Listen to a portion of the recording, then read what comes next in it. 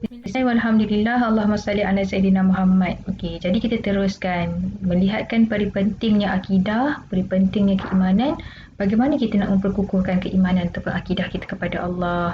Banyak cara-cara dia. Kalau dalam kehidupan keluarga orang Islam, baby yang lahir saja, kalimah pertama yang kita nak perdengarkan kepada dia ialah kalimah Allahu Akbar, Allahu Akbar, iaitu azan dan juga qomat. Jadi nak katanya kita nak kata penanaman tauhid tu datang daripada kecil lagi. Dan apabila kita meningkat dewasa, penyelidikan yang kita lakukan, kita menyelidik tentang pokok contohnya kan, macam mana pokok hijau tu mengeluarkan melakukan proses fotosintesis, macam mana cahaya itu dicerap oleh daun-daun yang berwarna hijau. Kenapa warna hijau? Kenapa tumbuhan-tumbuhan lain contohnya macam cendawan ke apa ke tidak boleh melakukan fotosintesis? Macam mana daripada pohon-pohon yang hijau tu boleh bagi nutrien pula kepada manusia? Jadi kan bila kita buat penyelidikan tu, dia akan semakin terzahir kewujudan dan kebesaran Allah tu.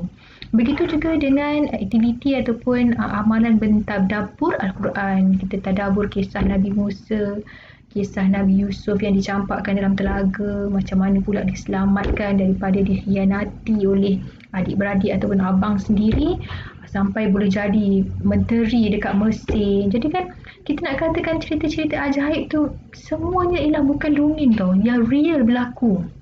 Nabi Ibrahim kena bakar tapi tak terbakar.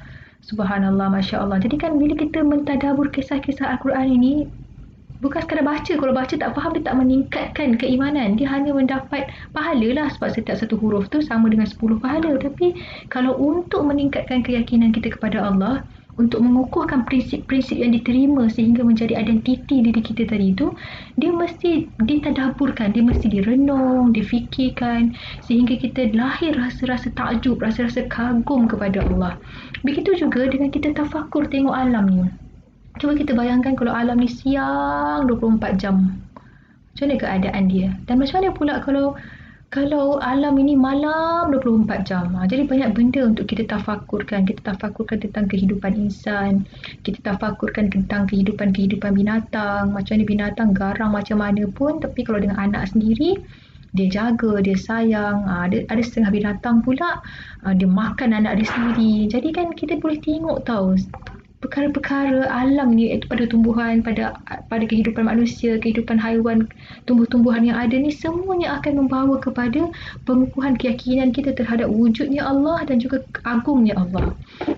Dan di samping itu kita banyaklah berinteraksi dengan alam, merenung dan melihat diri. Cuba kita bayangkan diri kita selama kita tidur 20 tahun, 30 tahun ni, pernah tak berapa kali semut masuk telinga kita? Padahal telinga kita ni tak ada penutup. Dia bukan macam mata dah ditutup. Telinga tak ada penutup. Tapi macam mana tak ada termasuk semut, tak ada termasuk kerengga? Siapa yang jaga? Macam tu juga rambut kita, kuku kita, cukup time saja dia panjang. Lepas tu bila dia panjang tu kita potong dia. Ada limit-limit potong mana yang tak sakit. Lebih limit tu kita sakit pula. Jadi kan semua tu datang dari mana? Siapa yang mengawal semua tubuh kita ni? Macam mana pula betul kita fikir tentang pencernaan kita kan? Macam mana kita boleh minum air ataupun kita makan sesuatu perkara, dia ada sebahagiannya menjadi zat untuk badan kita, ada sebahagiannya kita buang semula.